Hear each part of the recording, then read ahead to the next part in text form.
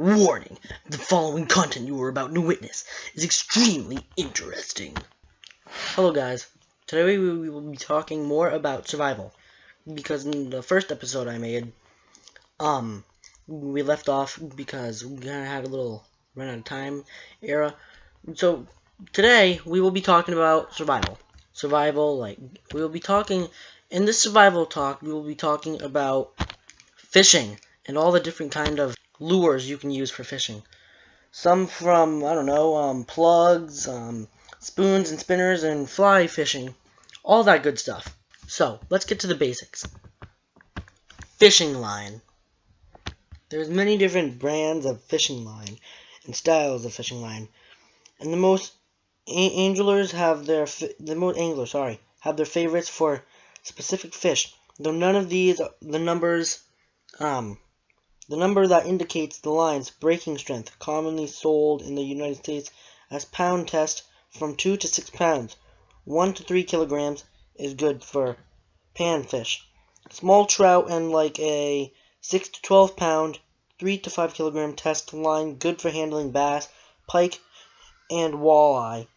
While 10 to 15 pounds, 4 to 7 kilograms test line can haul in lake trout, salmon, and stripped bass. If you get into saltwater fishing, you may want to try line that is even heavier. Heavier lines would be much more efficient and more durable for saltwater fish, because they do tend to be a little bit stronger. Back to lures. Lures are probably as old as fish hooks themselves. Few self-respecting fish will bite on an empty hook, although it does happen. Lures come in many sizes, shapes, colors, materials, and styles. Don't buy just one, get an assortment of colors and types in order to offer the fish different choices until you find one they want to bite that day. Plugs. These inanimate small fish, frogs, and other creatures that fish find tasty, often clunky, spindly, and brightly colored. Plain plugs are used as water surfaces, lures, and plugs with a lip used are able to dive underwater while being reeled in. So they're pretty much good for fishing, but certain types. You can use them for any fish, actually, if you want. Spoons and spinners. The oldest artificial lure. Spoons mimic little fish and are used to catch all kinds of fish. A lure that offers movement to incite fish buzz baits are a lure.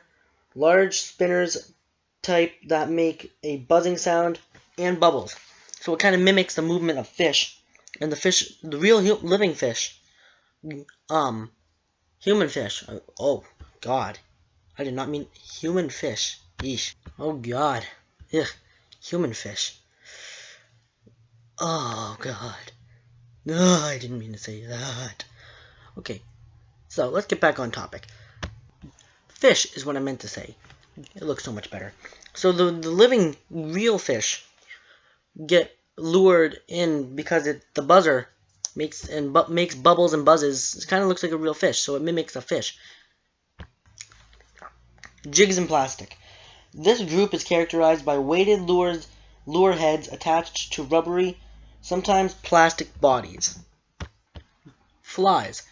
For fly fishing. Flies typically used for fly fishing, like I said.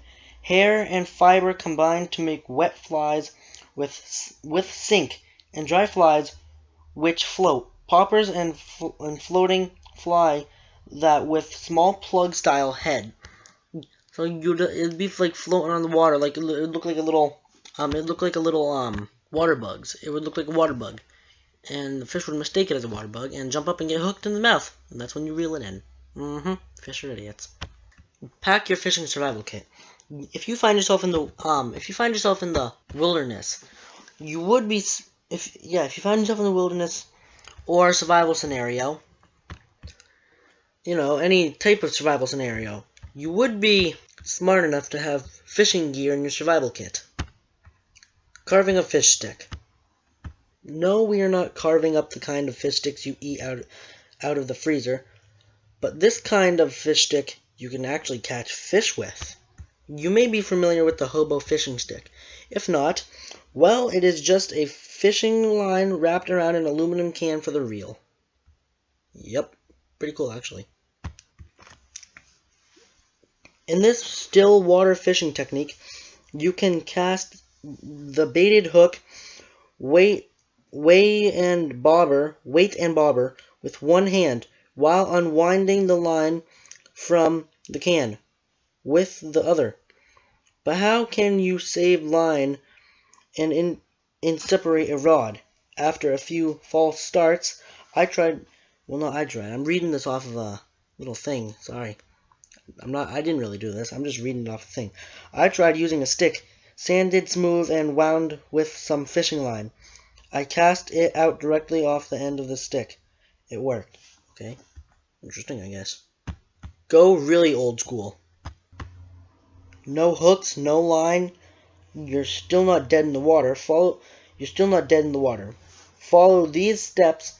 Use a George hook, which will catch fish by the innards, instead of its mouth, with your own homemade line. Step 1.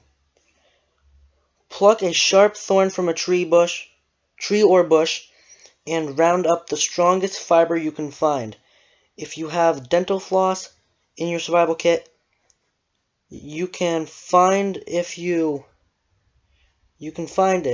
have dental floss in your survival kit, you can skip step 2 and use it as it is, or strip off fibrous inner bark from a numerous plant and trees to twist into a cord.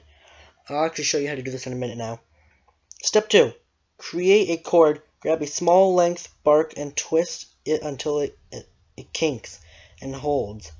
Hold the link between the twist. Yeah, I know how to do this. If you twist clockwise, then keep twisting the fiber bundles clockwise, but allow them to encircle each other counterclockwise. It is the opposite force that makes the line strong. Meticulously splice in new fibers to continue twisting a long line for your fishing leader. It should be at least 6 feet, 2 meters long, and 3 inches and 7 millimeters in diameter. Step 4. Tie the base of your thorn to a wooden shank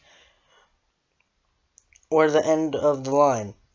Inners into a chunk of bait and cast into the water. The technique here is to allow the fish to swallow the bait.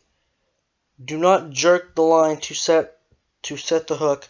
After you think the fish has swallowed, coax into a waiting dip net very, very slowly. Just pull it away, I guess. Now, actually, I'm gonna show you right now how to make one of those lines.